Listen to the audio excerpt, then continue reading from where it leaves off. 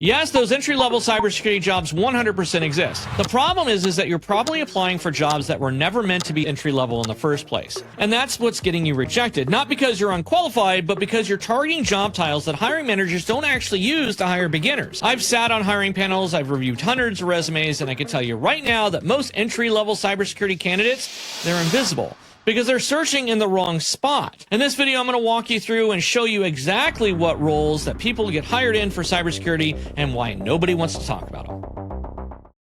Here's what's happening. You get your Security Plus, maybe you got Network Plus, maybe you even went out and got CEH, and hopefully CySA Plus. You did everything that the internet told you to do, and then you opened up LinkedIn, maybe Indeed, maybe even Monster, and you typed in entry-level cybersecurity analyst. Maybe you typed in junior SOC analyst, or my favorite one, penetration tester, entry-level. And what did you find? Nothing. Or worse, you look for jobs and they said 3 to 5 years of experience required. So now you're stuck in this loop, right? You're applying and you get rejected. You apply and you get no response. You apply and you're ghosted, right? You start thinking to yourself, hey, maybe I need another certification. No, you don't. Maybe I need a home lab.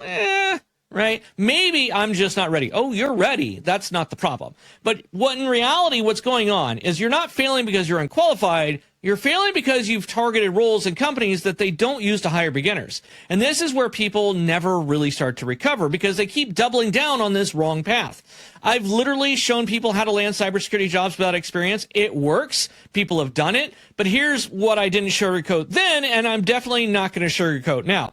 It's not the best path. It's not the fastest path. It's probably the wrong path. And for most of you watching this right now, it's the exact reason you're stuck and you're frustrated right now. Because while you're trying to force your way into cybersecurity, you're ignoring the rules that actually get people hired faster. Let's call this out. You followed the direct path. You got the certifications, you built the home lab, you applied your SOC roles, you applied entry-level cybersecurity roles, and technically, yeah, that path can work. It 100% can. But what actually happens is that you apply for 50, 100, maybe 200 positions, and either you get rejected or you are ignored completely. So now you're stuck in this weird spot where you're qualified on paper, but nobody will give you a shot. And that's where the frustration really starts to kick in. Because you did everything right. Everything that everyone told you to do. At least that's what you were told to do. But here's where most people get it wrong. They confuse direct with effective. I mean, why wouldn't you? You've got cybersecurity and you want to get a cybersecurity role. Just because a path goes straight into cybersecurity doesn't mean it's the path hiring managers actually respect. Here's what's really happening behind the scenes. When I or any other hiring manager looks at a candidate trying to jump right into cybersecurity, we're not asking, do they want it bad enough? We know that you want it. We know. What we're asking is, do they understand what they're trying to protect? And most don't. That's the gap, right? You've learned it on paper, you learned theory, but can we trust you to actually show up and understand the computer systems, the Linux rules, the environment? If you're trying to break into cybersecurity and not just watch random advice, hit that subscribe button. I post real, no BS guidance on what actually gets you hired. Cybersecurity is not a beginner role. And while a lot of people could go back 3-4 years ago and they could jump right into cybersecurity, that's really not the case anymore. You're expected to understand systems and users, networks, behavior before you actually start to secure them. So someone comes in with certs but no real exposure, they're not seen as entry level, they're seen as high risk. And this is where that shift needs to happen. The goal is not get into cybersecurity as fast and direct as possible. The goal should be get into the right position that makes cybersecurity an obvious next step, because that's how people actually get hired into cybersecurity. Now, here's where it gets a little bit uncomfortable, right? Because the roles that get hired fastest are not labeled cybersecurity. They're actually labeled something completely different. And this is where a lot of people start to skip. So let's break this down. The no experience cybersecurity job path, it does work. I'm not going to lie to you. It does. But it relies on exceptions. You need storytelling, you need strong labs, you need some luck, and usually a company willing to take a chance. And they are definitely out there. That's not a strategy, that's a gamble. A weak candidate thinks, I just need one company to give me a chance. A strong candidate, on the other hand, they're thinking to themselves, I want to become the obvious hire. Those are completely different mindsets. Here's where people start to mess up, right? They start doubling down. So instead of stepping back and asking the obvious question of why am I not being selected, they keep on going through, banging their head against the wall and repeating the same thing that they've been doing over and over again. So if the direct path isn't the most effective, then what actually works? This is where most people get it completely backwards. The fastest way into cybersecurity is not chasing the title. It's chasing the proximity to the systems, to the logs, to the users, to all those incidents that are happening. Because once you close that gap, once you start getting close to things, security becomes a natural progression. It's not a giant leap. You're not going from retail over to cybersecurity. Here's the contrast. A weak candidate, they say, I'm applying to cybersecurity jobs. A strong candidate says, I'm positioning myself where security problems exist, where they happen, and I work with them already.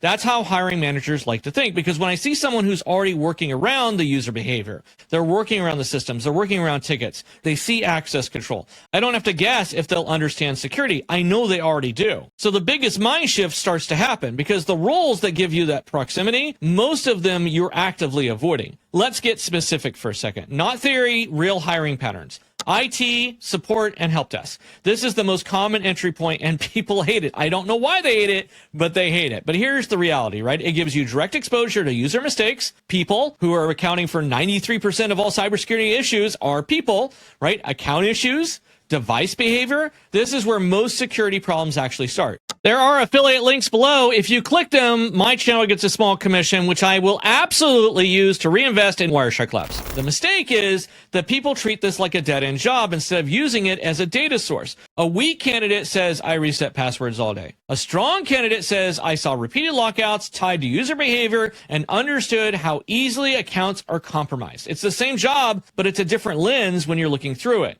But I know a lot of you are going to be like, I don't want to start there. I want to start in cybersecurity. And honestly, I don't really blame you. So this next role is where things start to speed up right away. SOC is where everyone wants to go. Most people approach it wrong. They focus on the tools. They say Splunk, SIEM, alerts. They use Wireshark, all that great stuff. And that's all surface level. What hiring managers want is they want that thinking. A weak candidate says, I use Splunk to analyze logs. A strong candidate says, I identify abnormal login behavior and treated it as potential compromise. That's the job. It's not a tool. We've said this repeatedly on the same channel. The reason SOC is faster is because it's directly tied into how security works, but only if you demonstrate context. Otherwise, you just get filtered out. Here's another one that people mostly ignore, if not completely, right? And it's one of the most powerful paths.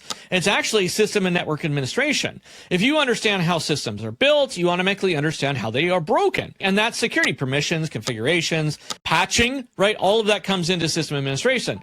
And the real understanding from a hiring role is a weak candidate says, I want to move into cybersecurity. A strong candidate says, I've worked with system configurations. I understand where those security gaps already exist. Now you're transitioning, you're evolving into that security role. So then there's the role that almost nobody wants to talk about. And it doesn't sound exciting, but it does get people hired. It's GRC. Most technical candidates can't speak that language, and that's a real opportunity for you. So a weak candidate says, I want to do technical security, but a strong candidate in this role says, I understand how security impacts business and how it impacts risk. And those are the people that get hired. Even if you target the exact right roles, you can still completely mess this up in the interview process. Let's say we have two candidates.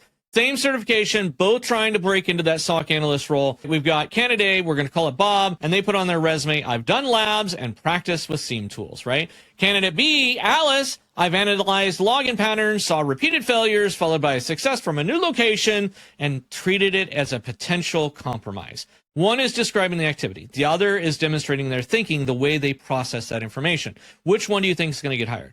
It's going to be Alice every single time. Hiring managers are not looking at your effort. They're looking at your decision making. So I've shown you how to get into cybersecurity directly, and yes, it works, but it's not the best path. It's not the fastest path, and it's not for most people, and it's going to lead to frustration.